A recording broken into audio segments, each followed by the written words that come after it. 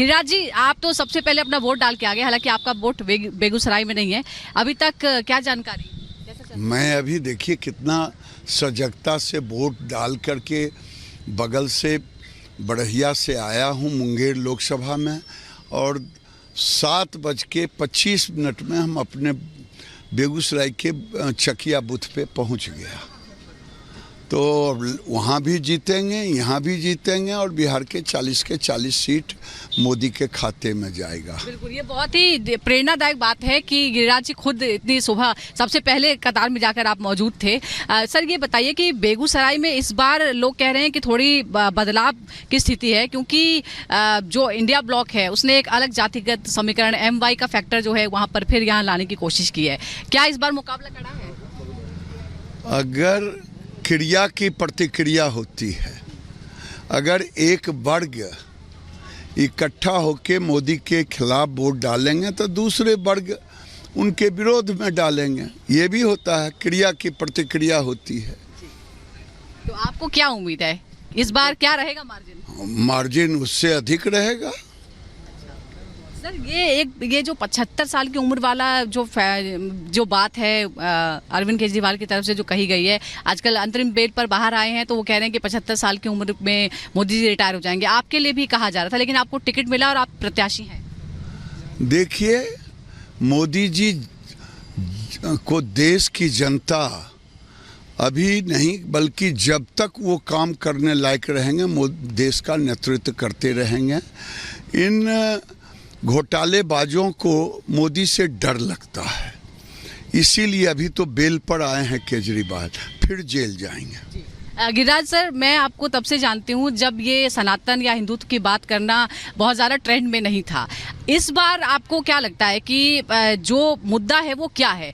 क्या मुद्दा फिर एक बार सनातन है या दूसरे अहम मुद्दे हैं जो हाथ में? देखिए, मोदी का मुद्दा विकास विकास विकास है, लेकिन अगर लालू यादव जी, अगर कम्युनिस्ट पार्टी, अगर कांग्रेस पार्टी मुसलमानों को आरक्षण दे, नौकरी, पिछड़ों का नौकरी छीने, कभी लालू जी पिछड़ों के नाम पर सत्ता में आए, यादव, कोयरी, कुर्मी पिछड़ों को उन्होंने कहा कि आओ आओ आओ। आज पिछड़ों का नौकरी छीन रहे हैं मुसलमानों को आरक्षण नौकरी में दे करके, तो हमारे जैसे लोग तो इसका विरोध करेंगे, क्योंकि ये हिंदू धर्म को ही खत्म करना चाहते हैं। क्या इसे पाकिस्तान बना देंगे? आरक्षण के नाम पर भी भ्रम फैलाने की कोशिश हो रही है। प्रधानमंत्री कई बार अपने मंचों से कह चुके हैं, आप क्या कहेंगे? भाई, मैं भी वही कह रहा हूँ। लालू जी, कांग्रेस, कम्युनिस्ट यही कह रहा है कि मुसलमानों को आरक्षण दो। आखिर क्यों दो मुसलमानों को आरक्षण? मुसलमान को आरक्षण की ज़रूरत क्या है? अगर आरक्षण देंगे तो हिंदू पिछड़ों का ही, यादव का, कोयरी का, कुर्मी का, इनका ही तो हक छीनेगा। लेकिन राहुल गांधी आरोप लगा रहे हैं कि बीजेपी आरक्षण खत्म करना चाहती है, उसी की साजिश हो रही है संविधान बदलने की। ये तो उल्टे चोर कोतवाल को डांटे।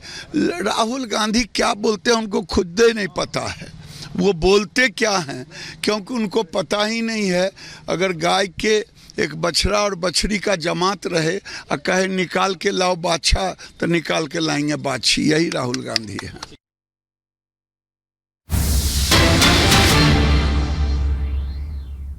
और आपके द्वारा दिया गया वोट भारत की सरकार कौन सी बनेगी इसको तय करता है और भारत के भविष्य को तय करता है। भारत में एक मजबूत सरकार हो, इसके लिए हर एक व्यक्ति का वोट महत्वपूर्ण है।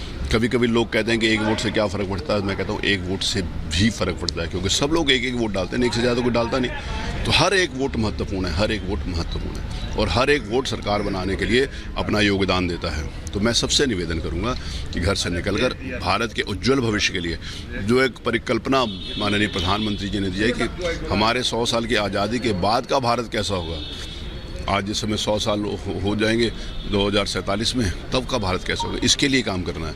हमारे नौजवान जो हैं, जिनके विचारों की कलाकृति है, जिनकी मेहनत का पसीना है, वो भारत कैसा होगा। आज जो बच्चे जन्म ले रहे हैं, 25 साल के जब वो होंगे, 24, 25, 26 साल के जो होंगे, जब जिन्होंने जन्म ले लिया और जो जन्म लेंगे, तो उनका भारत कैसा होगा। हमने उस भारत के उस फेस को भी देखा है कि जहाँ पर इंफ्रास्ट्रक्चर नाम की कोई चीज़ नहीं थी, चारों तरफ अंधेरा था, विचारों में भी अंधेरा था, मन में भी उदासी थी। आज एक विश्वास है, एक उमंग है, एक ताकत है, एक जोश है, एक आशा के साथ विश्वास भरी विश्वास है। तो इस नाते से मैं सबसे अपील करूंगा कि वोट डालने जरूरी है। सर, घटना वोटिंग परसेंटेज कोई चैलेंज लेके आ रहा है कि राहुल गांधी कहते हैं कि सबसे कम सीटें यूपी में आएंगी वोटिंग परसेंटेज? इसका मतलब ये है कि राहुल गांधी चाहते हैं कि कम लोग वोट डालें।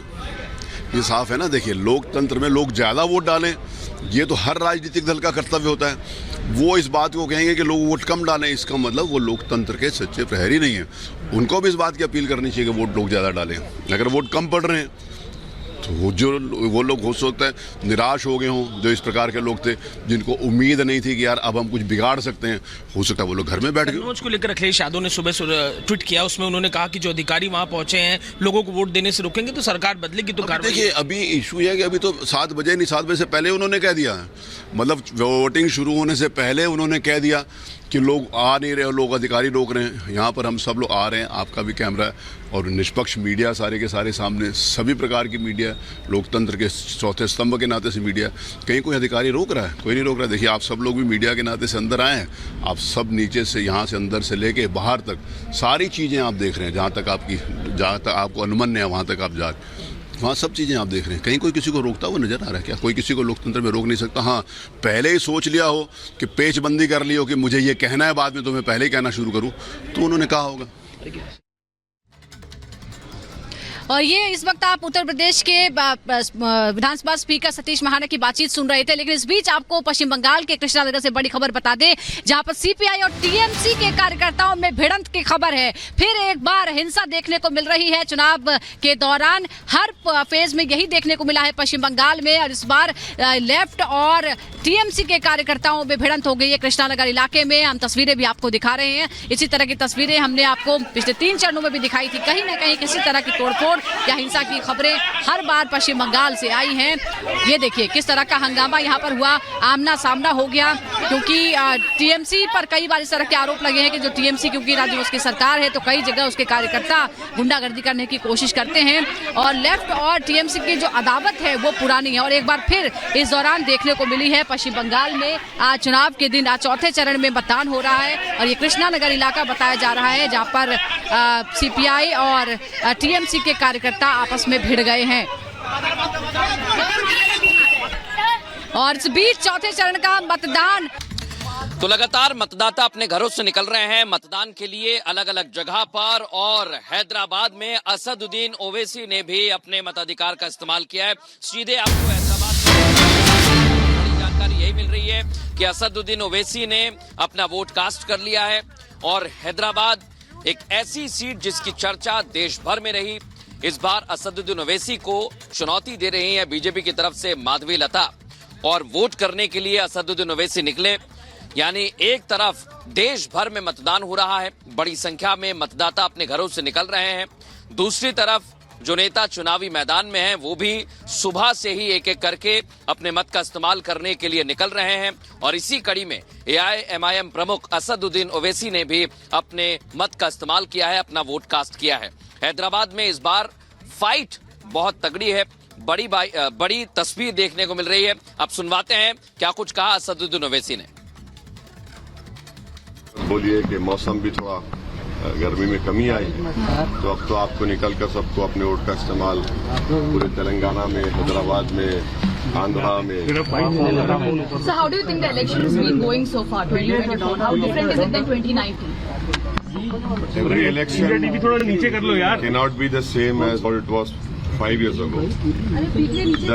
The challenges are different, the issues are different, and of course this is a very important historical parliamentary election in our country, and the issues are not what they were in 2019.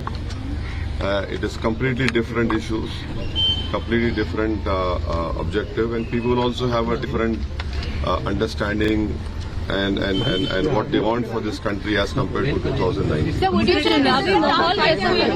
this is a tough fight for you? 1984 से MIM के पास ये seat है. Do you think that this is going to be a tough fight for you? That everything has changed? देखिए, election जो होता है ना, चाहे किसी से भी मुकाबला हो, उसको सीरियसली आपको लेना पड़ता है। You have take every election seriously, whether it's a municipal election, panchayat election, zila parishad, assembly, parliament. Election is election.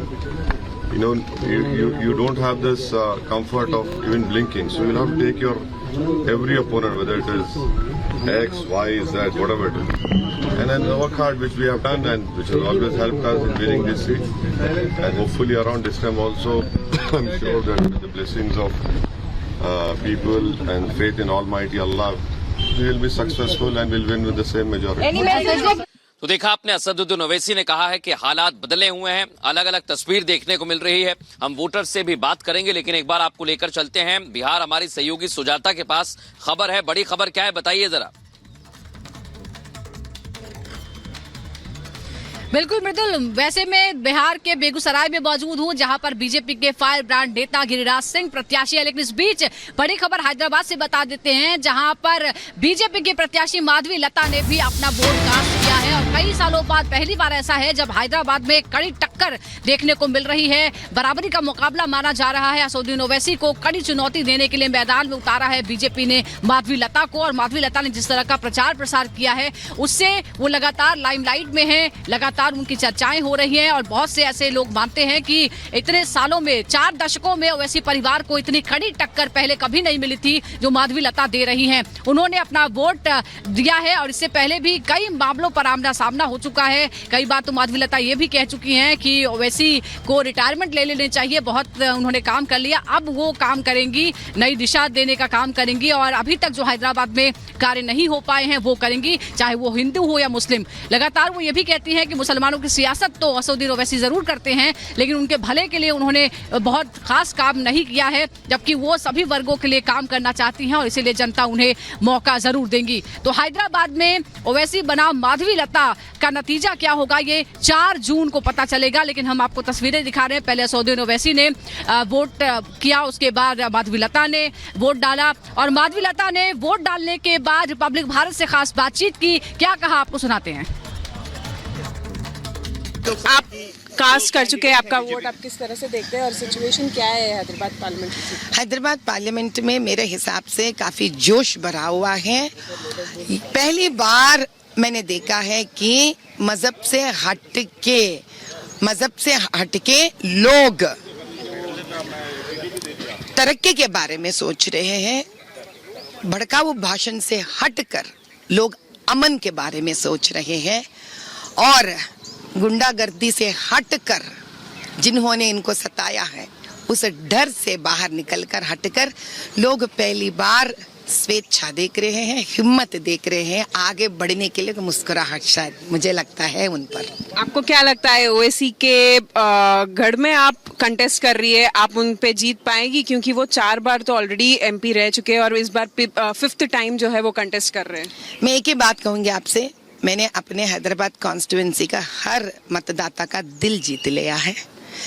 अभी वोट उसका एक रिजल्ट है। मुझे पता है मेरे सारे भाइयों और बहनों आज निकलेंगे 40 साल का इस गुंडा राज को खत्म करने के लिए। मैम, क्या अपील करना चाहेगी वोटर्स से आज के दिन? मैं यही कहूँगी, भैया आपका हर वोट वो छोटा नन्ना मुन्ना बच्चे जिनकी पढ़ाई नहीं है, जो गरीबी में दलदल में है, उनको आगे बढ़ने का एक मौका देगा। भैया आपका हर वोट उस लड़की को जो पढ़ना चाहती है, आगे बढ़ना चाहती है, उसको मौका देगा। भैया आपका हर वोट उस नौजवान को नौकरी दिलाएगा। भैया आपका हर वोट बेघर को घर दिलाएगा। भैया आपका हर वोट उन सारे बूढ़े बुजुर्ग जिनका कोई देखभाल करने वाला नहीं है, उनके लिए संरक्षण मिलेगा। भैया आपका हर वोट एक नया सूरज में मेरा कॉन्स्टिट्यूएंसी को लेके आएगा। और इसी बीच आप सुन रहे थे माधवी लता को, उन्होंने भी अपील की है। इसी कड़ी में उत्तर प्रदेश के मुख्यमंत्री योगी आदित्यनाथ ने भी लोगों से कहा है कि आप बढ़ चढ़कर मतदान में हिस्सा लें